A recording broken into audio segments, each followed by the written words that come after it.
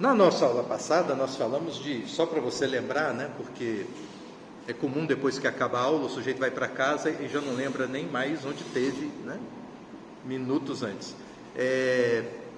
Nós falamos aqui de ética e de moral, dois conceitos básicos aqui para a disciplina. Entendendo ética não propriamente como um conceito, mas em termos históricos como um problema. Um problema decorrente de nós pensarmos a nós mesmos como seres que são livres no sentido existencial. Imagina você, se toda a sua vida, se todo o seu destino, se tudo que você pensa, tudo que você fala, tudo que você faz é pré-determinado. Isso é o mesmo que dizer que não há você, né? Você é efeito de um mundo que já determinou você assim. E, portanto, você não é causa de nada. Em não sendo causa de nada, duas consequências. Primeiro, você não tem liberdade.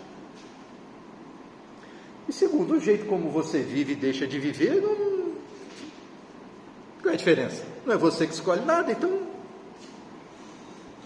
que você tem para fazer diante da vida? Nada. Então, um passo primeiro para se falar de ética, para a ideia fazer sentido, é conceber você como um ser livre. Você tem que ter um espaço qualquer de liberdade, sem qual, né, moralmente não faz sentido falar da existência. Mas a ética dá um passo além e diz que você não só tem liberdade,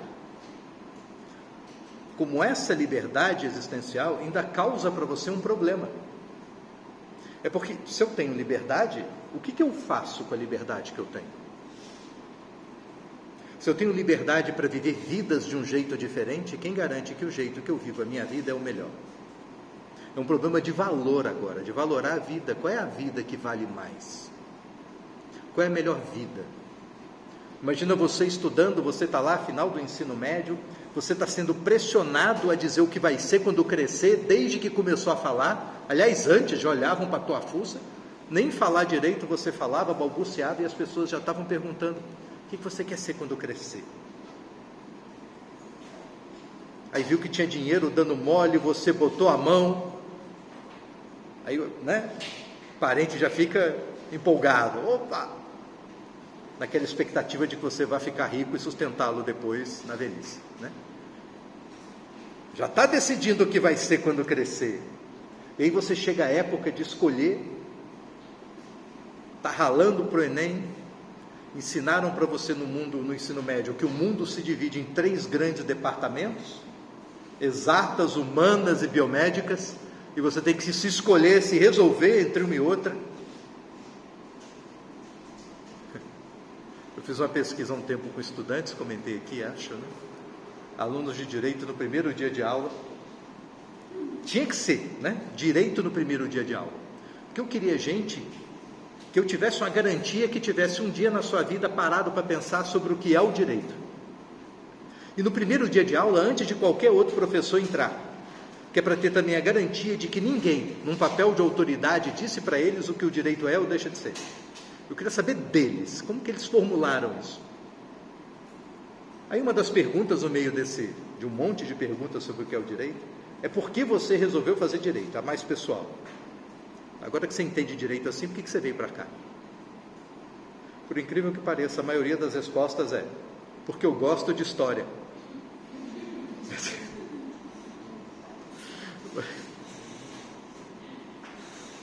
Eu não sei se a galera veio da mesma escola, sabe? Tinha um professor de história que era bacana. Quando o professor é legal, você até se empolga pela disciplina, né? E não é difícil ser um bom professor de história, porque é contar história, né? E qualquer um pode transformar uma aula em que se conta história em uma coisa legal. A história registra muita coisa legal. Tem muito papo bacana para se contar. E aí você olha assim e fala: cara, essa é uma coisa que você, né, que as pessoas mal se lembram de que existe, é a história, né? Essa norma era assim, mas está como agora? Todo mundo é concurseiro hoje em dia, né? No concurso cai o que está no informativo do STF de ontem. O de anteontem já não interessa mais. É decisão que foi para o saco, né? É decisão já mudada. A gente não tem o menor apreço pelo passado aqui. Nenhum mesmo. É só pelo presente. Mas é porque na cabeça do cara o mundo se divide em 3 áreas, né? A história está numa, se eu sou bom nisso, eu vou ser bom no resto que é disso aí. Porque te ensinaram que é tudo meio igual, não é não? Te ensinaram que você não tem tanta escolha assim, no final das contas. Um dia, nessa mesma disciplina, primeiro dia de aula, eu entro aqui, um aluno chega para falar comigo: professor, eu vou ter muita dificuldade na disciplina. Eu falei: cara, eu não dei nem bom dia ainda. Eu nem falei qual é, né? Primeira aula tu fala qual é, beleza? Primeira aula tu fala qual é da disciplina, né? O cara só viu o nome lá, né? Ética. Eu vou ter muita dificuldade, mas por que você já tem tanta certeza assim? Porque eu sou engenheiro. Eu olhei para ele: sou vascaíno, cara, o que isso tem a ver? Né? Cada um com seus problemas, velho. Aí o cara repetiu como se eu fosse surdo, né? Não, porque eu sou engenheiro. Eu falei: cara, eu ouvi, eu entendi, assim, né? Mas o que isso tem a ver? Não, o senhor sabe, né? Engenheiro é cálculo, é lógica. E aqui não tem lógica, é isso que você quer dizer? Que aqui nada faz sentido. Eu sempre desconfiei disso, mas assim, a gente faz uma força para dizer o contrário, né? É engraçado, porque encasquetamos todos nós, não é só ele, que se você está numa categoria, as outras não fazem sentido, e que, portanto, de certa maneira, a gente reforça no imaginário a ideia de que a gente já nasceu meio que predestinado a viver uma vida de uma determinada maneira. O que não deixa de ser uma forma de resolver um problema que essa ideia de você ter uma liberdade existencial traz para você, que é o lado afetivo, por assim dizer, da ética. Se a ética é um problema, na falta de uma existência, de um gabarito para a existência, qual é a vida que vale a pena ser vivida? Qual é o valor? Qual é o critério para dizer qual vida vale mais e qual vida vale menos? Pelo lado afetivo, você que vive, você que está aí andando e se alegrando e se entristecendo, tem um nome para isso também. A gente chama de angústia. Angústia. Angústia é uma espécie de condição da existência ou um efeito da liberdade. Angústia não é tristeza, é diferente. Angústia é um sentimento negativo advindo da incerteza. Porque toda liberdade traz incerteza. Se tem liberdade, eu tenho escolha. Se tem escolha, eu fiz a boa escolha. Eu encasquetei que gostava de história e por isso fui fazer direito, porque no direito tem mais dinheiro que história, né? Tem mais chance de ter um salário mais legal, não é não? E é tudo a mesma área, né? É tudo a mesma coisa, me disseram, então aqui vai dar certo. Mas aí você está lá no 5º período e começa: será que eu estou no curso certo mesmo? Sente crise, né? A crise no 5º período é uma merda, cara. Porque tu já chegou no 5º, né? Aí você olha para trás e diz: pô, já suportei isso tudo. Aí olha para frente, falta pouco, né? Eu vou aguentar. Aí vem tributário.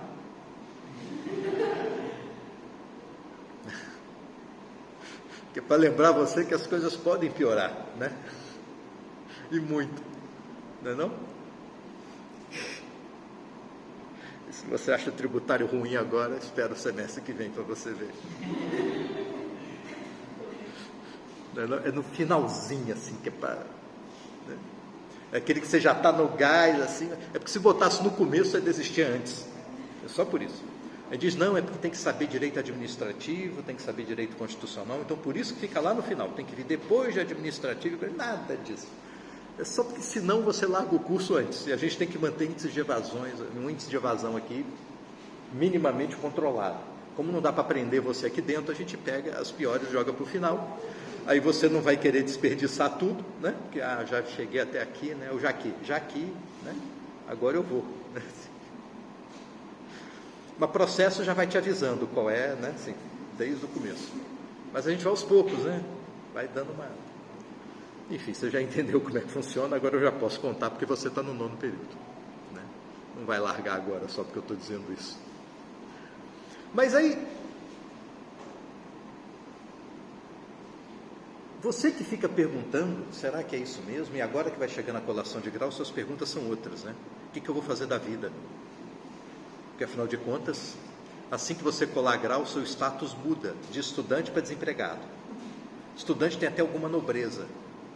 Da UFES, então, dá um, né? Dá um upgrade aí. Mas o desemprego né? É por isso que as pessoas dizem, o que você está fazendo? Não, eu sou concurseiro. Que é engraçado, porque isso parece uma profissão, né? Não é, mas... Você está ferrado do mesmo jeito, mas dá uma coisa assim do tipo, não, mas eu não estou sem fazer nada, né? Ainda gera aqui a expectativa de que daqui a pouco vai, né? Falta pouco, né? Mas aí você volta nessa angústia, que é a incerteza. O que eu vou fazer da vida? Vou estudar para quê? Vou estudar de que jeito? Vou estudar onde? É com cursinho, sem cursinho? Eu começo a trabalhar para poder ganhar algum dinheiro, mas quanto mais eu trabalho, menos eu estudo, e, né? Você fica um monte de perguntas. Isso é angústia, né? Angústia é esse sentimento diante da incerteza. Eu tenho um exemplo melhor, exemplo cotidiano, exemplo de gordo. Você vai no self-service, né? Tinha uma amiga que dizia serve. Acho mais legal o nome, né? Tem mais a ver, né? Você vai lá no serve. Eu não sei você, mas eu que sou gordinho, a minha tendência é tacar tudo dentro do prato. Tudo que eu olho e gosto, boto lá. E como eu gosto de tudo, fica um problema, né? Então, para evitar pratos abilolados, eu faço planejamento estratégico do prato. Eu passo olhando o que tem para comer, né? Antes de pegar o prato. E aí já vou calculando, sabe? É até por uma questão de economia. É porque no self-service você paga por quilo, não é isso? Mas ninguém monta prato por quilo. Você monta prato por área ocupada. Enquanto tiver porcelana à vista, você está tacando coisa ali dentro, entendeu? Então você tem que planejar tudo, que é para, né, fica uma coisa... né? Você tem que guardar um espaçozinho de porcelana vazio, que é para botar aquele troço que está lá no final da linha, né? Que, né, se você chegar lá, você não vai resistir, já vai ter outra coisa, ele vai ficar por cima, e assim o seu prato vai ficando pesado e caro. Aí beleza, eu passo, estou olhando o que tem para comer, estou com fome, a fome é péssima nessa hora, aí eu vejo a feijoada, né? Nossa, e quando eu vejo feijoada me anima, sabe? Feijoada me alegra, não é só pelo sabor. Eu gosto dessa sensação de comida quente descendo goela abaixo, parece carinho, sabe? Mas aí, do lado da feijoada, como o mundo te surpreende com antagonismos, está o sushi. A merda é que eu também gosto de sushi, sabe? Não tem o carinho da comida quente descendo, mas tem o shoyu, tem aquela massinha verde, né? A raiz forte, que eu acho um barato aquilo. Eu diluo no shoyu, né? Os japa dizem que é heresia essa merda, mas que se dane, né? Eu gosto assim, pronto. Os dois são muito bons. O meu apetite se alegra com os dois, sabe como é? Mas ainda que eles estejam um do lado do outro no self-service, o problema é que, eu não sei contigo, mas comigo parece uma existência incompatível. Eu não tenho como existir com feijoada e sushi no mesmo prato. Não bate, não combina, não cai bem. O sushi vai estragar a feijoada e a feijoada vai estragar o sushi, e os dois juntos estragam o almoço e o dia. Então tem que escolher. Eu tenho que escolher. Não é? É nesse momento que pinta a angústia. Porque, repara, se você detestasse sushi e só tivesse duas opções, sushi ou feijoada, não teria angústia. Porque, de um lado, o que afasta a nossa angústia, o que afasta as nossas incertezas na vida, em que nós temos liberdade, são os nossos afetos, são nossos gostos e os nossos desgostos. É o teu tesão.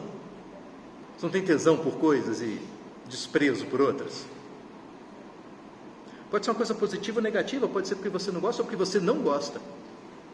Imagine que eu faça aqui uma espécie de eleição sobre qual é de duas sobremesas a melhor, quindim ou brigadeiro.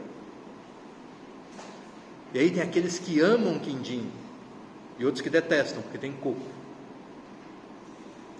Do outro lado tem os amantes de brigadeiro.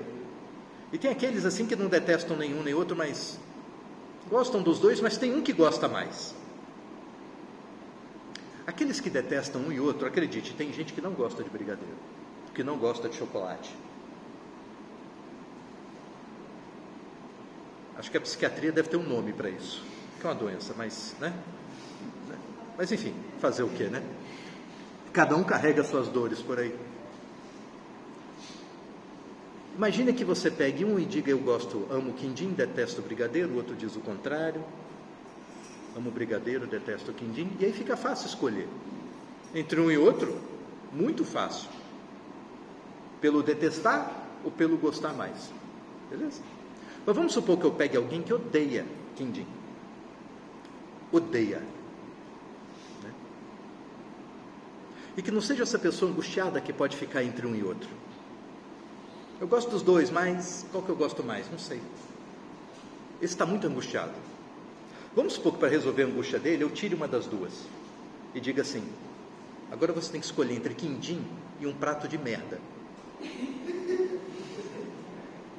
É merda mesmo, né? Cocô. Ali. E piramidal, né? A tripa. Qual que você prefere? Vai ver quem é que come merda, né? É claro, eu quero quindim. Reparou como o quindim ficou bom? Como o quindim ficou gostoso de repente? Né? Parece um argumento idiota, mas Thomas Hobbes usou o mesmo argumento. Claro que ele não fala de cocô. Ele diz o seguinte: você nasceu com liberdade. A nossa condição de existência natural é a liberdade. Porque o que elimina a liberdade é ter regra. E Hobbes é um materialista radical. E, portanto, ele não acredita na existência de um Deus legislador, de um Deus que crie leis morais por natureza. Então, não existe uma moral por natureza. Então, você está livre da moral. Mas tem as leis, né? Mas as leis são criadas na sociedade, mas o fato é que você, quando nasce, não tem sociedade. A sociedade é uma criação humana. Então, no estado de natureza, que é você no mundo pré-social, ele é completamente sem direito e sem moral, e portanto sem regra, e portanto de liberdade absoluta. A sua condição natural, no estado de natureza, é o da liberdade. Mas qual é o problema disso? É que na liberdade você age de acordo com a sua vontade, né? Você e o outro. E você e o outro podem querer a mesma coisa. É bem provável que queiram as mesmas coisas. Entre o quindim e merda, meu amigo, todo mundo vai sair no tapa pelo quindim. E aí, se não tem sociedade, quer dizer que não tem galera, não tem amigo, não tem aliado, tu está sozinho, contra todo mundo. Não que todo mundo se una contra você, mas é que todo mundo são indivíduos lutando pelo mesmo que você quer. E qual é a chance que você tem de ganhar de todo mundo? Nenhuma. A maior chance que tem é disso acabar mal para você, acabar em morte violenta. O que é morte violenta? É a que mais te dá medo. É a morte mais medonha. A morte é medonha. Mas tem morte que é mais medonha que outra, né? É essa. O medo da morte violenta faz você abrir mão da liberdade. E preferir arrumar amigo. E preferir montar uma galera. Está nascendo a sociedade. E para viver em sociedade, você não pode mais fazer tudo o que quer. E, portanto, não pode mais ser livre. Repara, o que Hobbes está dizendo é que essa condição de liberdade existencial é uma merda. Ela é terrível, porque é angustiante, porque é medonha. E a gente prefere não ter liberdade, a gente foge dela. E quando cria uma sociedade, criou a base de uma moral, porque o Hobbes materialista não acredita numa moral além matéria.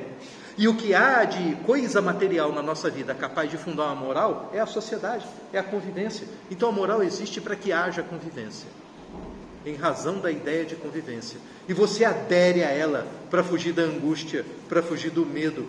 A angústia nos leva a inventar formas de nos livrarmos dela. A gente se esforça. É engraçado isso, porque a gente cresceu ouvindo dizer que liberdade é muito importante, que a liberdade é um baita valor e que pela liberdade vale a pena morrer, pela liberdade vale a pena até matar. Por mais contraditório que isso seja, né? Porque quem está ouvindo esse papo, opa, matar, peraí, você está falando da sua liberdade. Pelo menos essa galera aqui está discutindo a liberdade de todo mundo, para todo mundo, liberdade e coexistência compartilhada. E aí você vê que não dá, você vê que ela é cheia de problema. Problema social pela competição, dirá Hobbes. E problema individual pela angústia. O que eu faço da minha vida? E não tem nem ninguém para pedir conselho. Não tem um cara que já passou por isso para poder te dizer, vai por aqui que dá certo. Não tem referência nenhuma. Imagina. Como é que você se resolve? Os afetos é a primeira pista, exemplo do self-service. Mas às vezes os teus afetos também não dão conta. Porque os teus afetos são pouco objetivos. E porque muitas vezes você gosta de coisas materialmente inconciliáveis. Um dia uma aluna me contou a história do cunhado. Ela sentia pelo olhar do cunhado que ele estava afim dela. E ela estava indignada. E dizia para mim, homem não presta, homem não sabe o que quer. Eu disse, olha, filosofia é uma merda, né? Você tem apreço ao conceito. É só para corrigir uma coisinha, tá? Quero defender ele não, mas ele sabe o que quer. Ele não é canalha por não saber o que quer. Ele é canalha porque ele sabe o que quer. Ele quer a sua irmã e quer você também. E se bobear aquela prima de vocês lá de Cachoeiro, também. E ao mesmo tempo ainda. Na mesma cama, se rolar. Mas qual é o problema? É que, não rola. Então tem que escolher uma. E, portanto, o que ele vive ali é angústia. Não é por não saber o que quer. É porque o querer quer muitas coisas e coisas inconciliáveis. Você quer dormir e quer vir para a aula. Né? Aí você vem e dorme na aula. E aí você junta as duas coisas. Né? E quantas vezes a vida não te coloca nessa situação? Sinal de que os teus afetos podem resolver muita coisa, mas só resolvem a tua vida quando você está diante de quindim e cocô. Quando está diante de quindim e brigadeiro, já dá merda, já vem angústia de novo, porque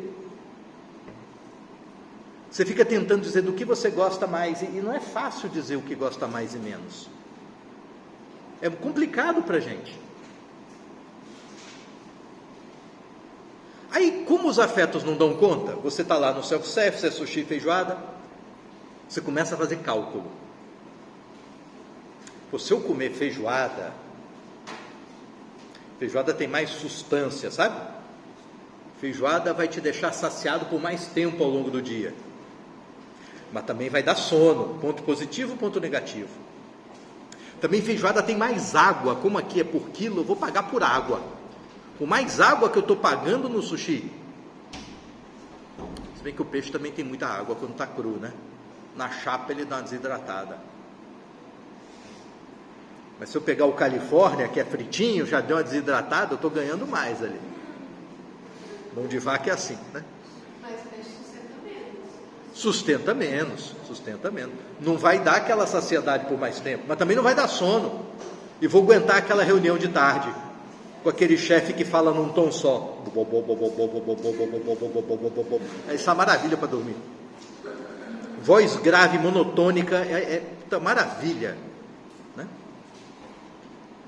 No estágio ele me bota para assistir TV Justiça, sessão do Senado, né? Gilmar Mendes falando, puta, é muito difícil não dormir ali. Com a feijoada talvez eu não resista, né? Aqueles votos longos, né? Você estudou direito, você fica indignado que você está ouvindo o voto há 2 horas e ainda não sabe se é sim ou não, sabe? Porque, né, tem história que o cara começa a contar, você imagina como vai acabar, né? Ali você não sabe. É assim, opa, está indo para esse lado. Contudo, opa, mudou de direção para o outro. No entanto, opa, voltou para o primeiro. E vai em zigue-zague o discurso, né? Até que nos 2 minutos finais, é assim por causa do critério tal, você pensa, por que não falou isso desde o começo? Resolvi a minha vida aqui, né? Eu podia ter comido feijoada e daí aguentar assistir esse negócio. Quando você está calculando ali o que é melhor, você está usando a sua razão. Se os teus sentimentos não dão conta, você usa a razão. Razão no sentido de cálculo. Você tenta arrumar um argumento que permita você impor sobre os teus afetos uma escolha. Quem decide? Quando você decide pela razão, o legal é que a razão se impõe sobre os afetos. Resolve o problema da pluralidade afetiva e da incerteza que isso traz. Mas não resolve o problema da angústia. Porque você vai estar ali comendo sushi e pensando se a feijoada não ia estar melhor. Não é assim? Porque é uma condição da existência. E às vezes, para a gente aguentar a vida que tem, sem muita angústia, é preciso você abraçar um modo de vida que às vezes não é seu, é dos outros. Imagina a gente que mergulha numa religião. Não é ser crente da religião, é ser o sacerdote da religião, é diferente. Uma coisa é ir para templo budista meditar de vez em quando. A outra é virar monge. Repara que você não escolhe mais a tua roupa. Você não escolhe mais o corte de cabelo. Aliás, não tem mais cabelo. Facilita. Nem shampoo precisa. Você não escolhe também o que vai comer. É o que tem. Nem a hora de acordar, nem a hora de dormir. Nem o que faz entre estar acordado e estar dormindo, porque já tem o esquema para o dia inteiro. É só seguir. Segue.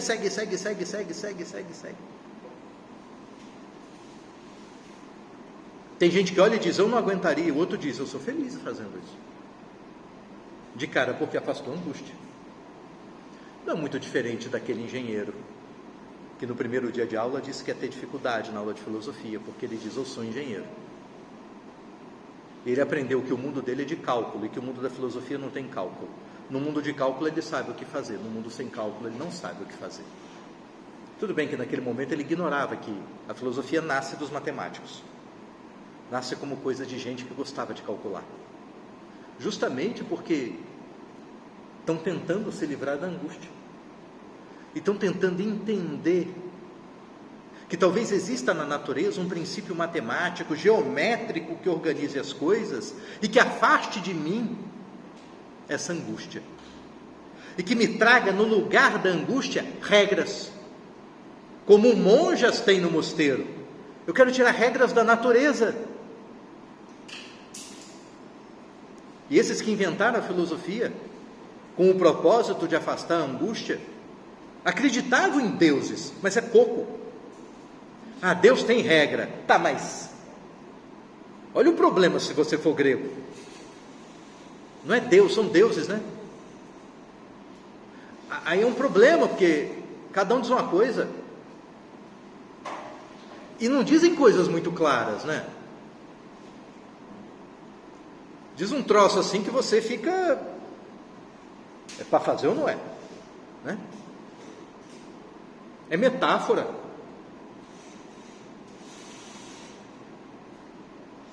Pega exemplo bíblico. É mais fácil o camelo passar pelo buraco da agulha do que um rico ir para o reino dos céus. Tá, mas o que isso quer dizer assim, né? Eu já vi um monte de interpretação desse negócio. Onde é rico não é rico de grana, é pobre de espírito. Tá, então por que não tem pobre de espírito aqui e sim rico? Né?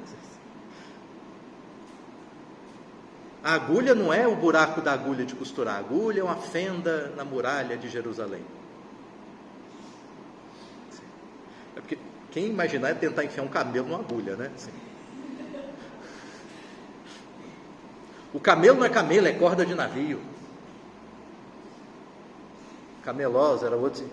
Cada um fala uma coisa e você fica ouvindo todas elas, e todas elas te contam algo que parece sábio e parece fazer sentido,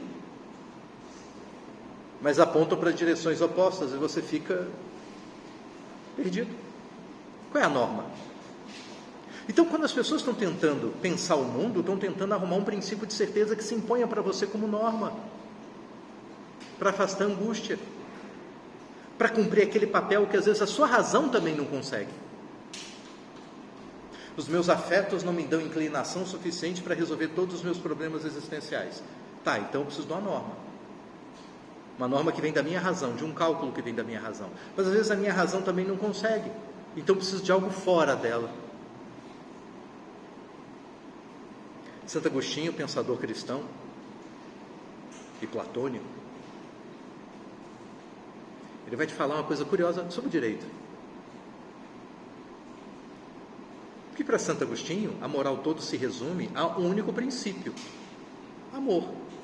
O amai-vos uns aos outros, lá do Evangelho de Marcos. Amai-vos uns aos outros. Antigo e Novo Testamento são curiosos, porque os dois têm pesados discursos morais. É um evidente discurso moral do começo ao fim. Só que são estruturas de discurso moral completamente diferentes, né? O Antigo Testamento é uma moral da lei. É cheio de lei, não são só os 10 mandamentos, não. Levíticos é um código civil. Fala até de quarentena. Se tiver problema na pele, tem que ficar isolado. É um monte de regra. Faz isso, não faz aquilo. O Novo Testamento não tem um monte de regra. É moral. Jesus não diz faz isso, não faça aquilo. Ele faz. Ele usa metade, ele dá exemplo. É uma moral do exemplo. Estou te dando exemplo. Você se toca da regra aí. Né? E te dá um princípio: amai-vos uns aos outros. É Santo Agostinho. Se de fato nós nos amássemos, repara que não teria problema, né? Ninguém ia sacanear ninguém na vida. Então não precisa de lei, eu não precisa de cadeia, de polícia, de julgamento. De cara o curso de direito não ia existir. Ninguém aqui ia ter emprego. Para que vocês ganhem dinheiro no futuro, você precisa de desamor no mundo. Se ninguém passar a perna em ninguém, se ninguém roubar ninguém, se ninguém explorar o trabalho alheio, sem pagar, o que você vai fazer da vida? Não é? Qual o processualista que diz que processo pressupõe lide? Treta, né? Sim, em bom português. Sem treta, nem processo tem. Está todo mundo feliz, tem que ter a tristeza, tem que ter a dor. Não é?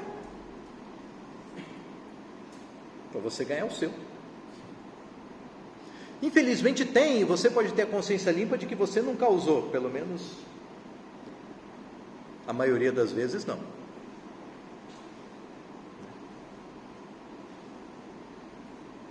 Mas aí, como nós não nos amamos de fato uns aos outros por afeto, na falta do afeto, Deus nos deu o livre-arbítrio, que para Ele é razão.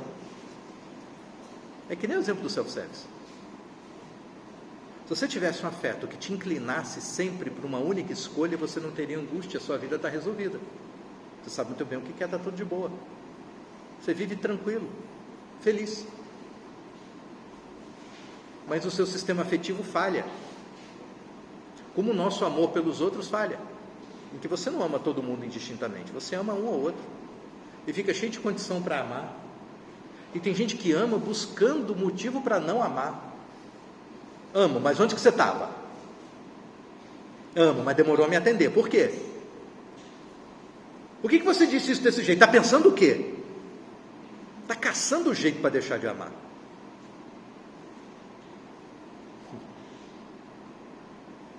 Na falta desse amor, afeto espontâneo, a gente tem a razão.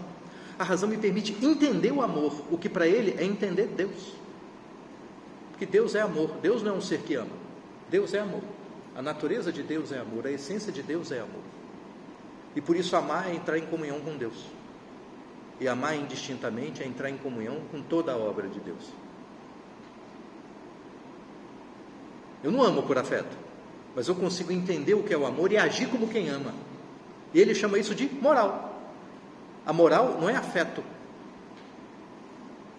A moral é escolha, é cálculo, é pensamento. Moral é razão, moral é deliberação, moral é escolha. Eu escolhi agir assim, lembra? Sem liberdade e escolha não tem moral. Assunto do nosso primeiro encontro. O pai vê o filho se afogando no lago. Ele também não sabe nadar, mas ele pula na água para salvar o filho. Ele não faz isso por uma escolha moral, ele faz isso por amor. Por amor você arrisca a sua vida. Por amor você se sacrifica. Agora, quem está se afogando é uma pessoa que você detesta, é um jeito que você odeia. O seu desejo ao ver o cara afogando é de jogar uma âncora para ele afundar mais rápido. E, no entanto, apesar do teu desejo, você pula e salva. Isso é moral. Você não queria, mas foi. O sujeito é médico plantonista. Teve o tiroteio. Está o policial e o criminoso baleado. Ele é um só. É um ou outro. E tem mais chance de salvar a vida do criminoso do que do policial. Que o ferimento do criminoso é menos grave que o do policial. A chance de salvar é pequena, corre o risco de se dedicar a tentar salvar o policial, se frustrar e os dois morrerem. É a chance de salvar uma vida, mas ele detesta crime, detesta criminoso. Se compadece do policial. Faz o quê? Ele não vai pelo afeto, vai pela razão. E a razão tem critério de escolha, escolhas dramáticas em UTI. Escolhe o que tem mais chance de sobreviver. E salva. E funciona, dá certo. O criminoso sobrevive e o policial morre.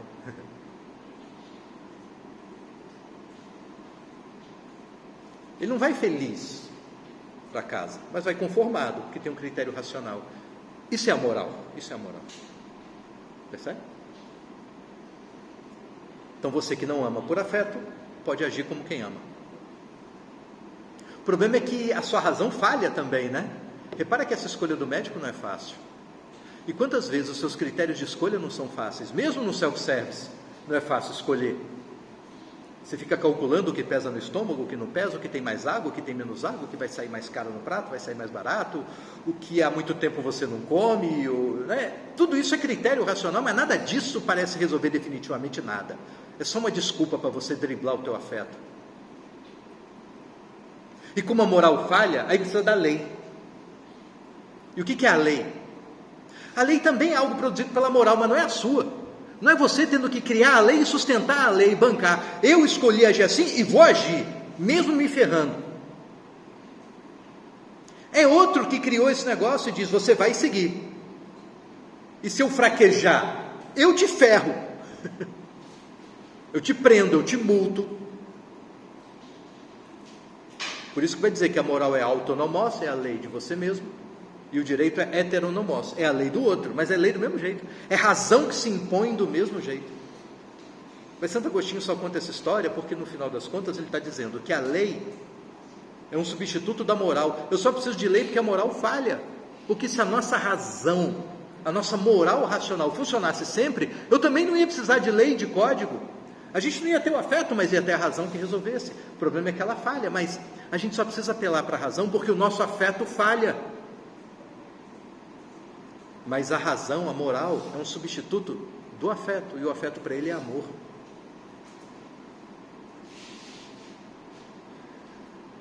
E o amor em nós é o que nos torna imagem e semelhança de Deus. Para Santo Agostinho, não é que Deus tem a cabeça, 2 olhos, boca, braço. É que Deus é amor, o que você tem de semelhante com Ele é isso. Que você também é capaz de amar.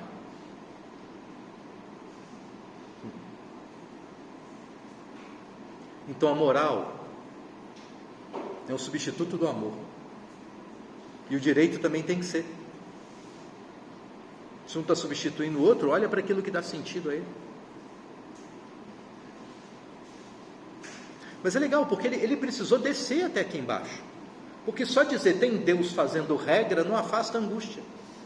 É preciso eu tentar encontrar a lei, objetivamente, para eu saber o que fazer. Só um Deus que diz vagamente o que fazer não afasta a angústia. Então toda a filosofia ela tem esse esforço no que diz respeito à ética, é criar regra para fugir da angústia. E a primeira tentativa foi tentar encontrar na natureza. A natureza tem regras que se impõem sobre nós, de tal maneira que a grande escolha moral fica entre 2 possibilidades. Ou eu aceito a natureza como ela é, ou a rejeito. E se você a rejeita, você sofre as consequências de rejeitar a natureza. Boa parte da moral religiosa é assim. Tem um pecado. Você pode pecar? Pode. Pode. Efetivamente pode. Mas vai ter custo. Mas eu vejo o cara fazendo merda, roubando, matando, pecando de tudo quanto é jeito e, né? E só se dá bem? Ah, mas depois que morrer, é depois, entendeu? É depois que a coisa fica feia. É depois que fica brava, né? O pessoal fala da teologia da prosperidade de algumas igrejas. É legal porque a teologia da prosperidade não tirou essa regra da retribuição moral, de uma moral retributiva. Faz o bem, recebe o bem, faz o mal, recebe o mal.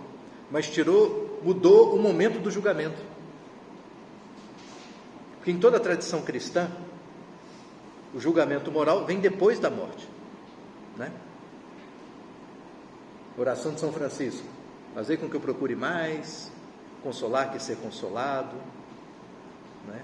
Amar que ser amado, pois é dando que se recebe, é perdoando que se é perdoado, e é morrendo que se vive a vida eterna. É como quem diz: ó, não espera grande coisa daqui não, tá? Porque é depois que a coisa melhora. Aqui é isso aí que você está vendo mesmo. É gente te sacaneando, tem um dia que tem um dia que não tem, entendeu? Tem uns dias mais animados, no outro estão uma bosta. É isso aí. Não tem paraíso aqui. A teologia da prosperidade vai dizer: aqui ele se arrependeu e aqui ganhou. Dinheiro, amor, paz, é aqui. O julgamento é aqui, não é depois. Só mudou o endereço. Mas o discurso moral é exatamente o mesmo. É uma moral retributiva. Porque tem regra no mundo e você pode aderir à regra ou fugir dela. Se adere, beleza. Se foge, se fode. Não é isso? É a única escolha que você tem. A moral está nascendo aí. A ética está nascendo aí. Os primeiros filósofos eram matemáticos, porque eles tentavam achar num modo de ser do mundo, num modo matemático de compreender o mundo, regras para a conduta. Olha que interessante. Platão vai ser uma das primeiras referências. Tem outros mais antigos que ele. Mas é que o papo é tão matemático dos outros que para você vai parecer estranho. E vai parecer mais teologia. O Platão bota um pé no chão, não que o dele seja menos abstrato e menos porra louca, mas é que é mais perto do que você aprendeu, né? Mais perto do mundo que te educou, né? Platão está encasquetado com uma coisa, que é a ideia de conhecimento. Porque no final das contas, todo esse esforço filosófico é para tentar conhecer algo que não está tão óbvio assim. Eu quero achar uma regra. Tem deuses ou Deus? Tá, tem uma moral por natureza? Eu quero achar, eu quero entender, eu quero conhecer. Então, como eu sou capaz de conhecer as coisas? Aí Platão vai dizer o seguinte, olha, tem uma coisa que a gente chama de conhecimento, mas que é só convenção, que é o conhecimento de coisas que nós criamos e nós entregamos para os outros. Eu inventei isso aqui e chamei de caneca. Eu dei um nome ao objeto. E aí, quando você é criança, eu te mostro isso e digo caneca. E você olha e aprende o nome da coisa. E quando eu mostro de novo o objeto, você reconhece. E quando eu digo pega a caneca, você vai e pega. E cria uma verdade e uma mentira, que também são convenções.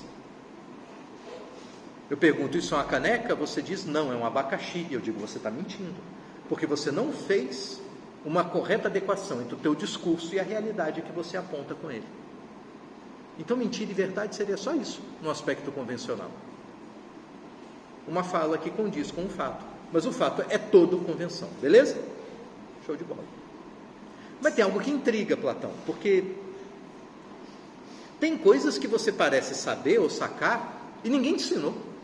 Não é transmissível, não faz parte desse jogo de dar nome às coisas, não é só um nominalismo, não é só dar nome às coisas e decorar o nome das coisas. Por exemplo, a criança pequena está ali, ela botou a mão na cadeira, quando é para criança pequenininha, está aprendendo a andar, mais cai de bunda do que anda, por isso que fralda é amortecida, não é só para reter xixi. Aí, botou a mão na cadeira, você disse cadeira, e ela repetiu, cadeira. E você diz, nossa, meu filho já sabe falar. Mas o barato é que a criança anda mais um pouco e bota a mão em outra cadeira. A outra cadeira é diferente da primeira. Porque ela tem outro formato. Tem outras formas. Ela tem outras cores. Ela tem outro lugar na casa que lhe parece natural. Cadeira de sala, cadeira de cozinha. E, no entanto, ela olha aquela cadeira de forma física tão diferente da primeira e chama de cadeira também. Como é que pode? Como é que ela reconheceu na segunda cadeira, que é tão fisicamente diferente da primeira, que aquilo também é cadeira? Isso intriga Platão. A truque de que a criança não pensa que as cadeiras são como pessoas, em que cada um tem um nome, cada um tem uma cara diferente e tem um nome diferente. E você vai mostrando para as crianças diferenças entre as pessoas. Essa é sua tia, é irmã do papai. Aí vai para a escola, lá também tem uma tia. A tia da escola também é sua irmã? E aí você vai explicando. Num mundo confuso para as crianças, mas um mundo de diferenciação, por nome, por endereço, por parentesco. Por que na cadeira não é assim? E talvez cadeira seja o nome dessa aqui. A do lado se chama Alfredo. A de trás, Goiaba. Por que cada uma não tem um nome? É porque para Platão, para além do nome, para além daquela forma, você aprendeu algo que está além da forma. Ele deu o nome disso de eidos. Eidos. Em grego. Eidos as pessoas traduziram por ideal. É uma tradução perigosa. Perigosa. Porque na nossa cabeça a gente já aprendeu que ideal é uma coisa um pouco diferente daquilo que Platão estava pensando. O que é o eidos? Pensa no mundo físico. Tudo no mundo físico que você vê, você pode resumir a formas geométricas. Formas geométricas básicas. A cadeira, figuras retangulares, trapezoides, semicirculares. Em retas, círculos, triângulos, pentagramas e por aí vai. Você pode resumir essas figuras geométricas básicas. Imagine se tivesse no mundo um sujeito doido, desses doidos de desenho animado, que detesta triângulo, e que saia destruindo todas as coisas físicas do mundo que sejam triangulares, e tenha sucesso a tal ponto que todo triângulo desapareceu do mundo. Pergunta: a ideia de triângulo vai sumir da sua cabeça por causa disso? Não vai, repara. A ideia de triângulo está na cadeira que você percebe, mas também está na sua cabeça. E para Platão, essa ideia do triângulo está na sua cabeça antes de você ver um triângulo na tua frente. Você só reconhece quando vê, isso é um triângulo. Ainda que não tenha um nome, mas a forma está na sua cabeça. Essa forma que está na sua cabeça e que continuará existindo, independente de existirem coisas triangulares no mundo, é eidos. Como se fosse uma ideia inata. Eidos. Eu reconheço essas ideias inatas nas coisas que eu vejo. E é pelo fato de haver semelhanças geométricas que me permite sacar que, apesar das diferenças, é o mesmo. Porque o eidos é o mesmo. Ou se você preferir, a essência é o mesmo. É a mesma. A cadeiridade da cadeira é a mesma. Todos nós temos a ideia da essência. Pensa na vida com regra moral, o certo e o errado. Dependendo da sociedade, o certo e o errado mudam. Copa do Mundo vai ser onde? É no Catar, né? Aí está todo mundo falando das regras islâmicas da Sharia, sobre os costumes.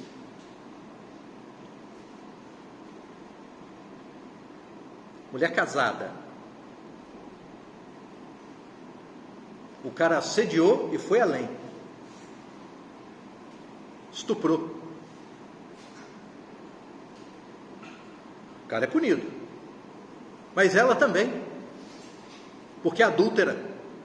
Não é meu. Mas ela não quis. A Sharia é assim. Fazer o quê? A regra aqui é essa. E você olha e diz, putz, coisa esquisita. A regra aqui é diferente. Regras morais são diferentes. Mas apesar disso tudo, em tese, é só a forma que a moral adquire. Mas tem um eidos da moral por detrás das nossas regras morais sobre comportamento e sobre adultério, e as regras deles. Repara que no mínimo os dois levam a sério o adultério, apesar de levarem a sério de formas diferentes. Mas a gente se emputece com o adultério, eles também. Isso é o ponto em comum. Não leva-se de boa, nem num canto nem no outro. Ainda que o de boa possa mudar de consequência, né? Percebe? Então, o não levar de boa é o eidos, vamos dizer assim. E quem ensinou isso? A regra foi criada depois do eidos, o eidos já estava aí, é inato. Isso vai permitir desenvolver uma linha em que vão tentar dizer que a ética tem um eidos. E é entendendo esse eidos que você consegue criar boas regras morais, um bom direito, uma boa lei, uma boa escolha na tua vida. Mas ele foca no eidos que você resolve tudo. Lembra que no direito a gente estuda direito natural? É o eidos. O que é um direito natural? É um que a gente não inventou, porque o direito positivo a gente inventa. As regras sociais a gente inventa, tanto é que sociedade para sociedade muda. Mas quando a gente fala de direito natural, a gente está falando da ideia de um direito que não é da sociedade, que não é do tempo e espaço, como é o direito positivo, que tem vigência. Tem data de nascimento e data de morte. A gente está falando de um direito que é universal, não é isso? Que vale para todo mundo.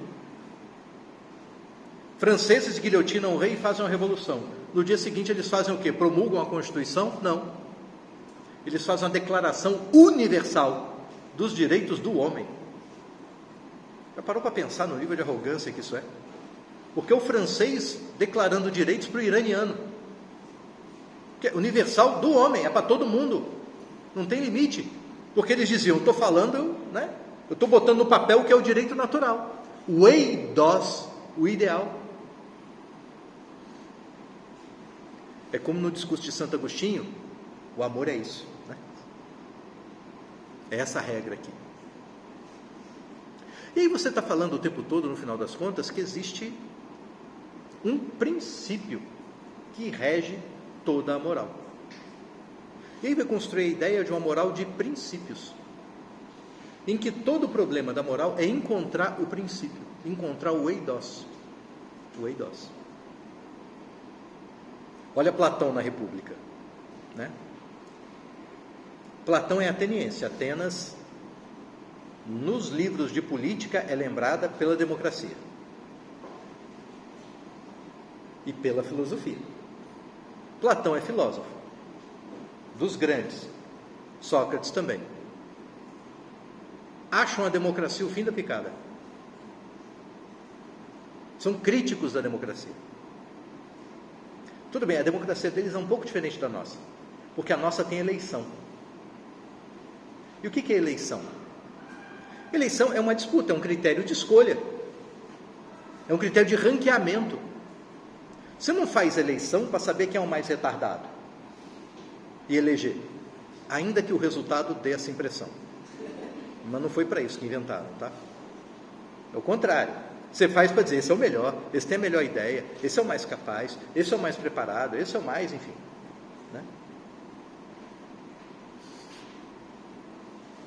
Concurso público dentro de uma democracia. Por que você diz que o concurso é democrático? Você está ranqueando gente. Você não faz concurso público para pegar o mais burrão e dizer, esse que eu quero. Sabe nada? Está ótimo. É o contrário, não é não? Esse é o que decorou mais coisa. Vamos botar ele aqui. Esse é o mais safo na prova. Vai ser o melhor trabalhador. Não é? A democracia grega não. Quem é que tem direito de voz? Qualquer um. Não tem eleição para estar lá? Não. Não tem concurso? Não. Qualquer um, é só abrir a boca. Tem só regrinha, levanta o braço antes. Aí pode falar. E quem vai executar o poder executivo? Também não era eleito, não. Rolava revezamento, sorteio, o oráculo decide. A democracia deles é literalmente o governo de qualquer um. A nossa democracia não é o governo de qualquer um. Nós temos critérios de estratificação das pessoas, de dizer quem pode e quem não pode. Não é qualquer um que pode exercer o poder judiciário. Tem que passar em concurso. Não é qualquer um que pode exercer o poder legislativo. Tem que ser eleito. Ainda que na hora de eleger tenha gente que olha e diz, vou pegar o mais tosco. Mas não deixa de ser um critério. Tem gente que não consegue ser tosco. Tenta. Estão elegendo quem? É o mais ridículo? Pô, vou tentar ser ridículo também.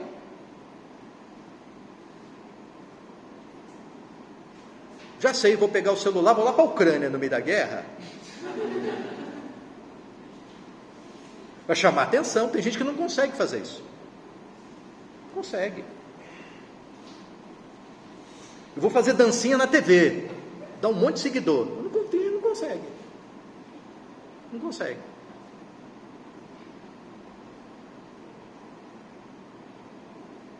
Olha lá, a menina fica de biquíni e rebola, ganha mais seguidor do que eu que falo. É a menina, mas eu não consigo fazer o que ela faz. Eu não me sinto bem assim. Consigo. Tem gente que consegue. Não deixa de ser um critério, né? Não? É um critério. É um critério de escolha. Pode não ser aquele que você esperava, mas é um. Eu acho que está tudo uma merda, eu vou escolher quem vai acabar com tudo mesmo. É o pior. É um critério. O melhor é o pior. Né? A democracia deles não tinha critério, e esse era o problema para Platão. Se não tem critério, meu amigo, qualquer retardado abre a boca aqui. E o pior, falar bem e pensar bem é diferente. Nem todo mundo pensa com o eidos. Porque além do eidos, tem outras coisas que compõem o nosso mundo do conhecimento, que são as convenções. Eu posso falar só no nível da convenção.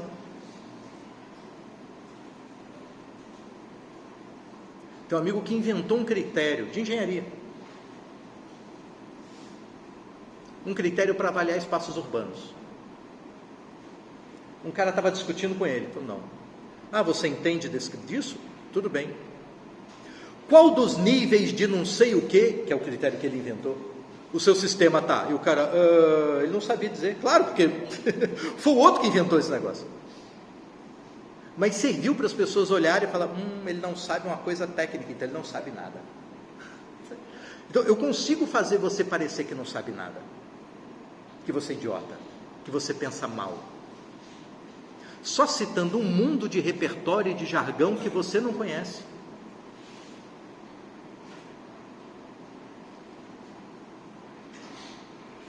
Estou com um problema no computador. É de software ou de hardware? O outro, oi? Né?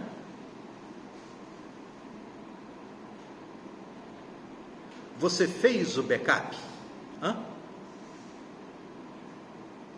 Para muita gente isso é outra língua. E o cara parece o idiota completo. Ele pode ter toda a capacidade cognitiva para entender como funciona um computador e às vezes até mais do que o cara que está falando isso tudo. Mas ele não tem o jargão. Então um cara desse pode convencer que esse sujeito que está falando é um retardado e que ele que tem ideias completamente retardadas é melhor do que o outro. E as pessoas aplaudirem. E se aplaudirem, vão votar numa lei idiota e a lei idiota regendo a nossa vida, fará da nossa vida vida idiota. Por isso a democracia é péssima. E o que ele defende? Que as leis sejam feitas por quem está mais próximo do eidos, quem conhece o ideal. E quem é? É o filósofo. E como é que eu chego lá? Não chega. Ou você nasce mais para lá do que para cá, ou não nasce. Para ele é assim.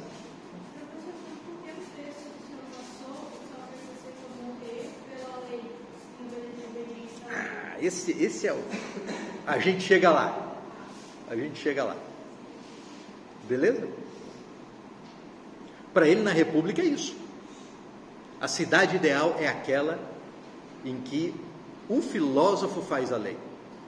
Porque eu tenho mais garantia de que essa lei que eu estou fazendo está mais perto do eidos. É o eidos escrito. Porque se você soubesse o eidos, você agiria conforme ele. Mas o fato é que você parece ter esquecido. Como se houvesse um monte de ideia ruim aí em você. Um monte de afetação ruim, de um desejo incerto, de razões torpes, que ocultam o eidos, que no fundo você sabe, porque isso é uma ideia inata. E por isso, lhe impor a regra que vem do seu eidos não é tirania, porque é fazer no fundo o que você gostaria de fazer, se tivesse consciência do certo e do errado. Se tivesse a mesma consciência que eu tenho, você faria. Não é o que todo pai fala para a criança, toda mãe fala para a criança? Eu não quero, mas eu sei o que é melhor para você. E um dia você vai me agradecer. Não é assim? Quer ver outro? Rousseau. Rousseau diz, tem leis. Mas tem leis que são legítimas e ilegítimas. À luz da moral. Moralmente legítimas e moralmente ilegítimas. A lei moralmente legítima é aquela que é fruto da vontade geral. Dirá Rousseau. E o que é a vontade geral? Não é a vontade da maioria, que é geral. Geral é todo mundo. Mas também não é a vontade de todos assim, né? Que todos tenham manifestado. É uma vontade ideal. É a vontade que todos teriam se todos pensassem com razão e piedade ao mesmo tempo, que para Rousseau é o que você tem de inato, não um repertório, como acredita Platão, o eidos. É uma habilidade cognitiva e afetiva. Se todos nós agíssemos com razão e piedade, chegaríamos a essa mesma conclusão. Então, se a lei que eu faço te obriga a obedecer, você que não está pensando com razão e ou piedade ao mesmo tempo, e por isso torce a cara para ela, e por isso não obedece voluntariamente. Se eu te obrigo, eu estou te obrigando a fazer algo que você faria. E, portanto, é um exercício de liberdade. Obedecer a lei que é fruto da vontade geral, obrigar alguém a obedecer a lei que é fruto da vontade geral, não é opressão.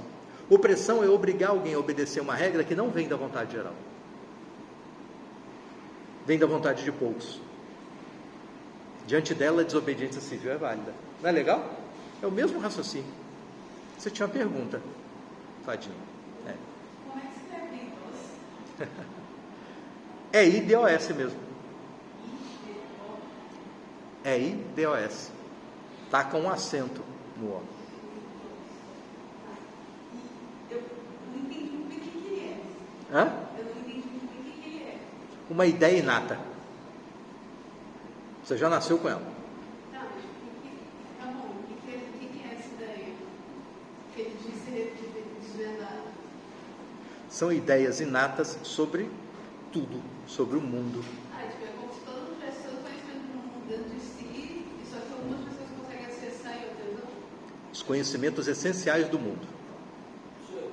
A ideia, por exemplo, as ideias abstratas. Triângulos, quadrados, círculos para ficar no mundo físico.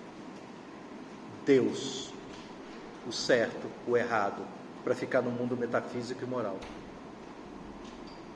Eu não vejo, Deus não está no mundo físico. Eu não vejo. Mas um monte de povo fala de Deus e deuses. Por quê? Porque tem uma ideia inata. E que a gente dá forma para ela, nos nossos discursos, dando um nome, dando uma cara. E aí, ele sendo filósofo, ele acha que ele consegue desvendar e ter acesso a essas ideias inatas, e essas pessoas basicamente é burro e não conseguem ter acesso. É.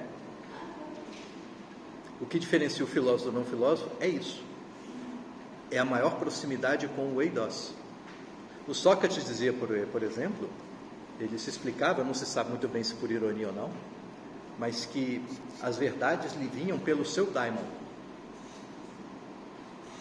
É o espírito que fala com ele.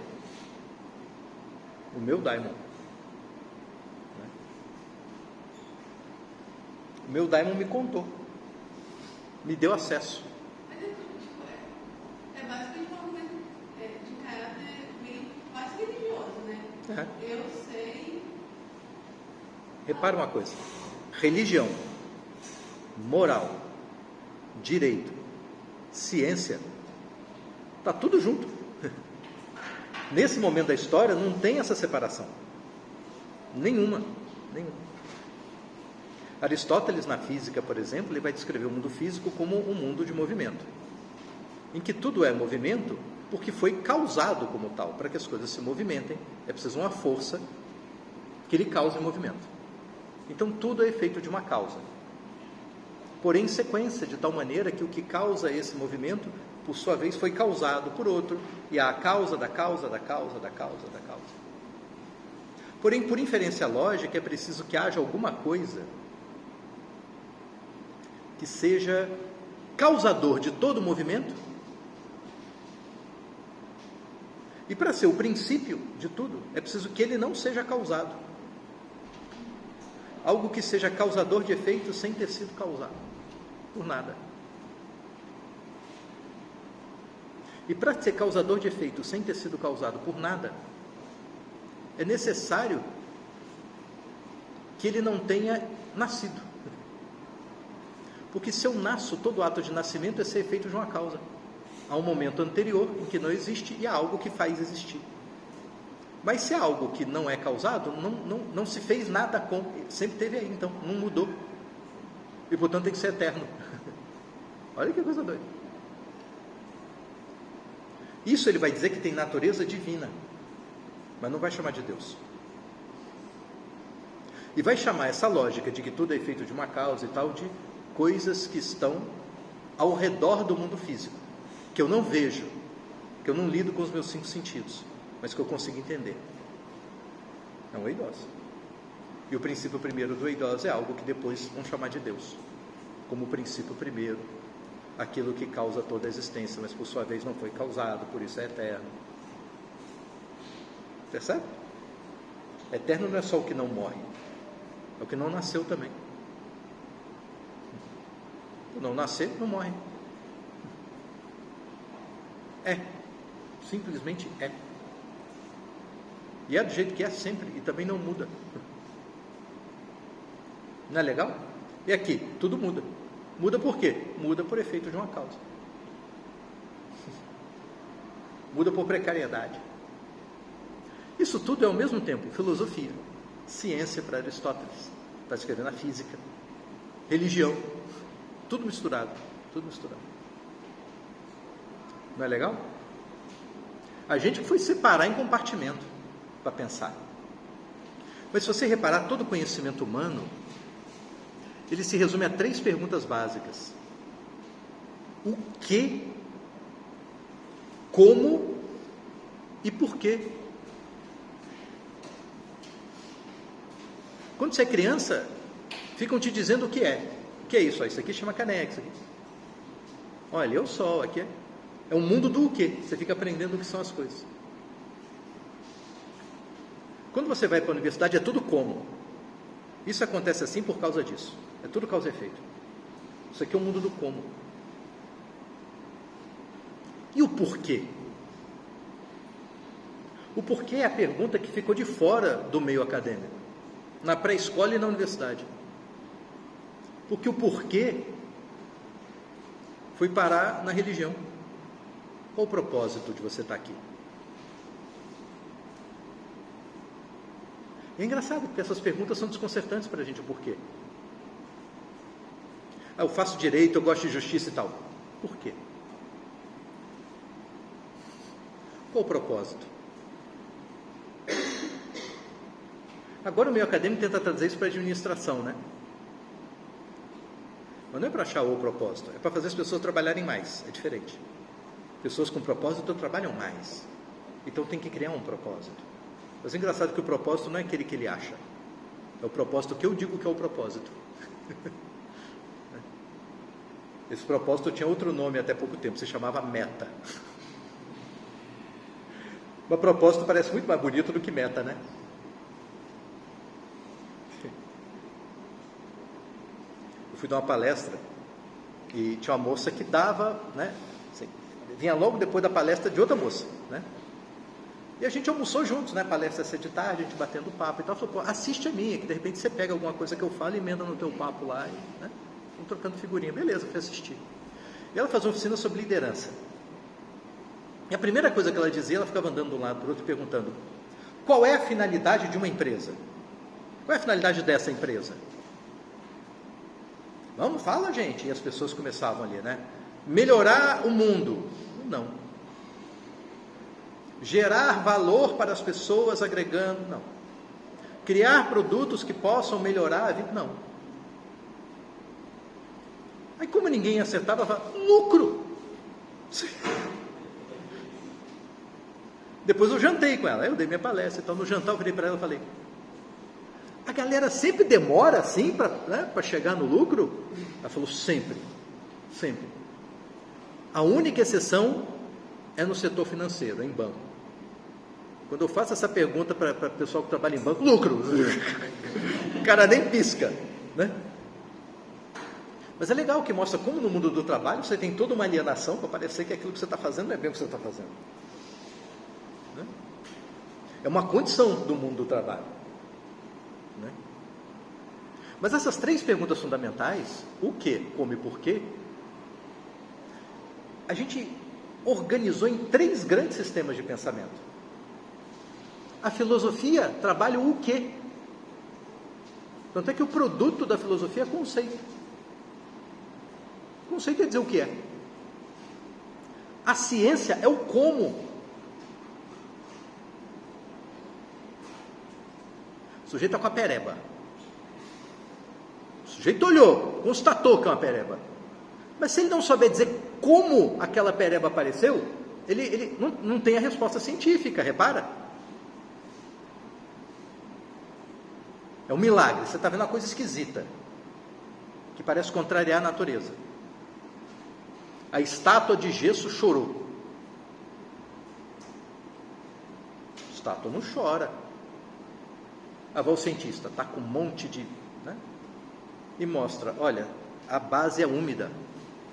A estátua de gesso absorve a água e tem um canalzinho que leva aqui para o olho, foi uma bolha que ficou no gesso. E por isso é o lado onde é mais fácil a água escoar. É só gesso absorvendo a umidade da base. Como te deu uma causa, você diz, é ciência, portanto não é milagre, porque ciência é isso, causa e efeito. Tudo causa e efeito. A gente fica discutindo se direito é ciência, né? E um dos problemas é esse, você não trata com causa e efeito. Você trata com moral, é outra coisa. Está mais próximo da filosofia em termos de organização do conhecimento que da ciência. E o terceiro que diz do propósito, o porquê, é teologia. Teologia não é só estudar Deus, é estudar o propósito da existência.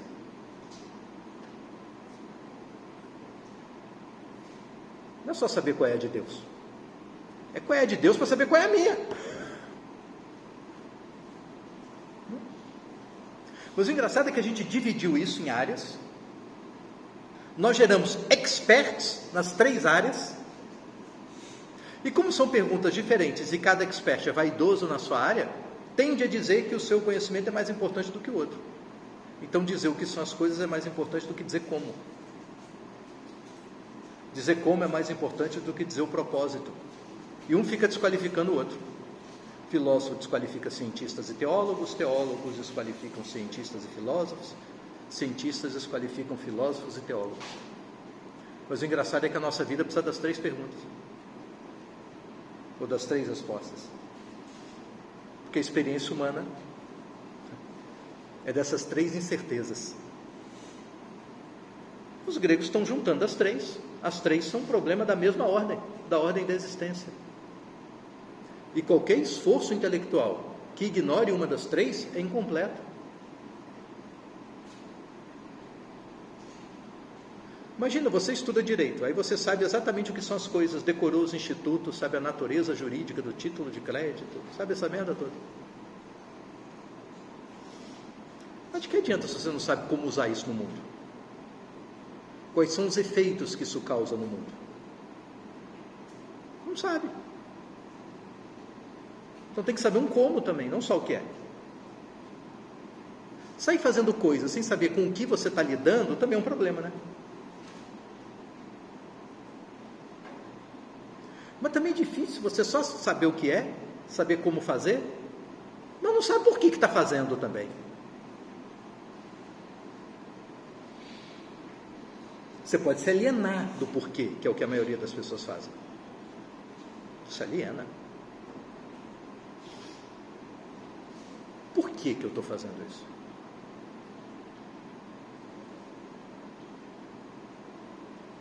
Dito procurador de Estado. Aí tem aquela ação que a pessoa pede um tratamento caro, senão morre.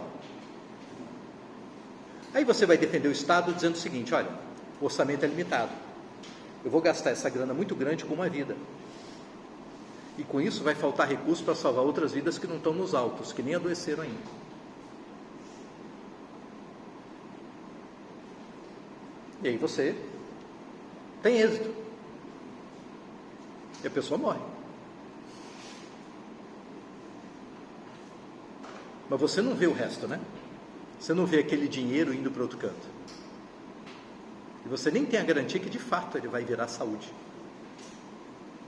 Ele pode virar compra superfaturada. Né? Mas tem gente que faz isso sem se perguntar do propósito, do porquê. Outros podem se perguntar, mas a vida acaba, mas... E arrumar respostas que consolam. Outros simplesmente ignoram. Não, meu papel é esse, acabou. Então, isso tipo assim, porque eu estava pensando, eu estou numa vida que está aqui, saindo com a possibilidade de pedir um futuro de vidas que não são vidas. Tipo, isso não é nem utilitarista, né? Porque não existe nenhuma situação concreta que eu tenha que decidir. Claro, tem muita gente passando mal mesmo, eu não tenho. É tipo, como é que eu como é que eu atuo uma coisa que está aqui, emergencial e agora, pela possibilidade de talvez um dia várias pessoas passarem mal, né? Utilitarismo também tem espaço para você colocar o tempo na equação. Em 2 critérios. Né? O do desdobramento dos efeitos no futuro de um ato, que é aquilo que você faz, gera efeito, vai desdobrando. E também do instante, do momento, do agora e do depois, né?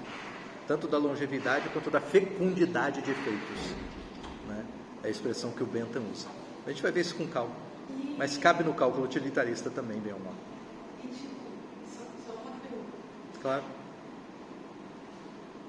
É imoral argumentar tipo, tá bom, eu vou comprar esse remédio, essa pessoa vai morrer de qualquer jeito. Só que, ao mesmo tempo, tá bom, isso pode ser um argumento que o Estado pode usar. Olha, essa pessoa está muito mal, esse remédio é caríssimo, e as doenças podem não ter cura. Só que, ao mesmo tempo, todo mundo vai morrer um dia. E, portanto, esse argumento médico pode ser utilizado para negar tratamento médico para todo mundo. Né? Isso é moral? Isso é ético ou não? Acho que no caso faz sentido. 200 mil para uma parte do tratamento. E já teve casos de incompleto, né? Pagando. Já teve casos de coisas incompletas também, né? A pessoa entra na justiça, ganha a primeira parte do tratamento, mas aí perde para pagar a segunda, porque entre um e outra tem um recurso, aí derruba a decisão, só que sem a segunda parte a primeira também não vale nada, então foi dinheiro assim que nem a vida da pessoa salvou, foi só jogado fora mesmo, e morre, né? Então, não é que seja um argumento imoral, é um argumento. Quando a gente está no campo da argumentação e da construção, um argumento é um argumento. O quanto ele vale ou deixa de valer, se ele é bom ou ruim, é outra história. E a grande dificuldade é o valor do argumento, né? Quanto ele vale, o que ele significa. No nosso caso, a gente avalia isso de acordo com o nosso critério, por exemplo, realmente em geral a lei. E tem algumas coisas obstáculos, por exemplo, a nossa Constituição tem como objetivo a redução de dignidade humana, enquanto uma vida digna de se alguém está morrendo lentamente, sofrendo, e também está devendo o Estado fornecer essa luz.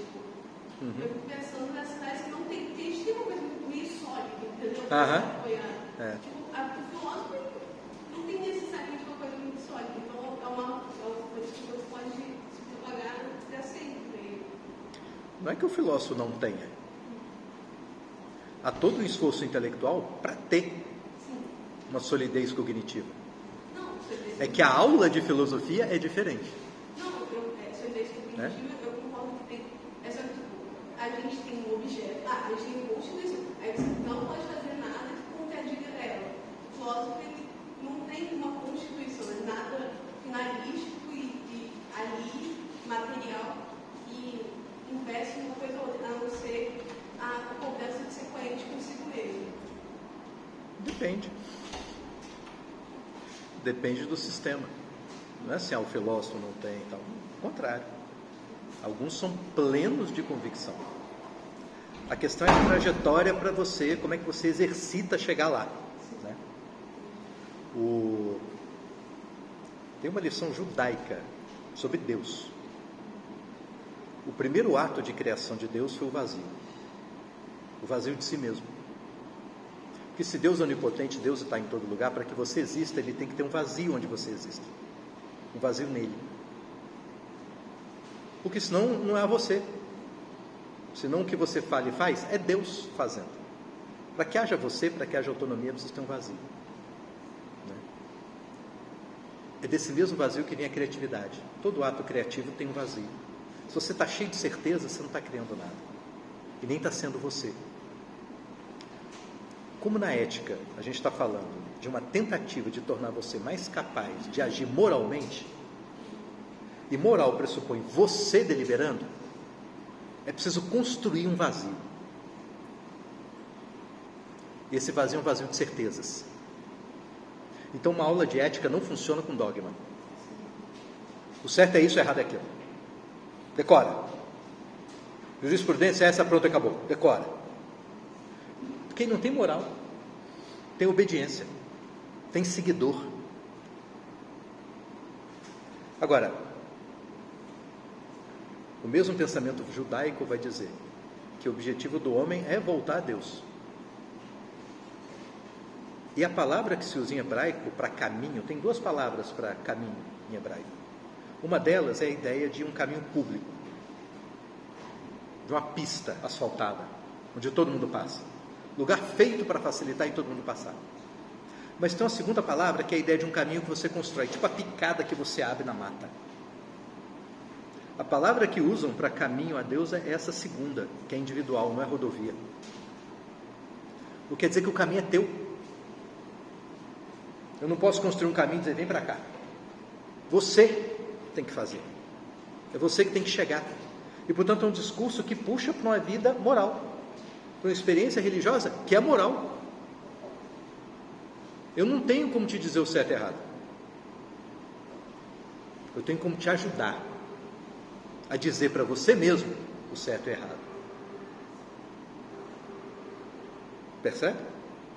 Mas eles têm esperança de que dizer que você vai construir o seu certo e errado não é dizer que tudo vale. Não, nem tudo vale. Porque tem coisas que constrangem o teu pensamento.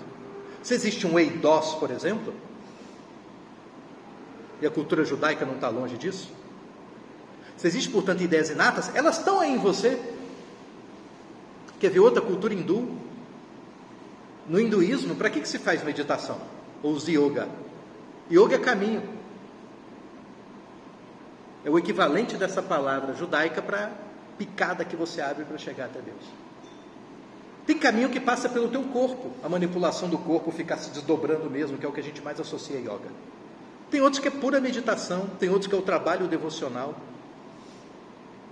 Qual é melhor e pior? É uma mistura um pouco dos... o problema é seu. Você acha o teu, você vê qual é a tua. E tudo isso é um esforço para quê? Para tirar o eu da jogada. Porque se tira o eu, vem o que é o inato. Vem o eidos. E o eidos para eles é Deus. O Krishna.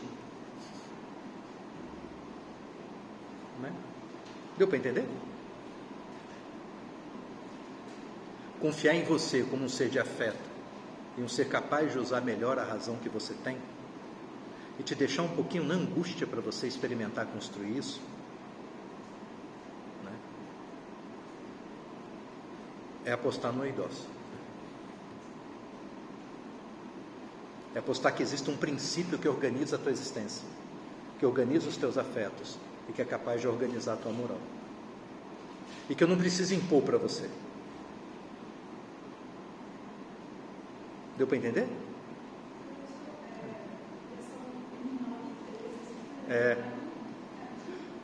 Façamos o intervalo agora e voltamos com o Criton. Beleza? Boa coxinha na cantina para todos.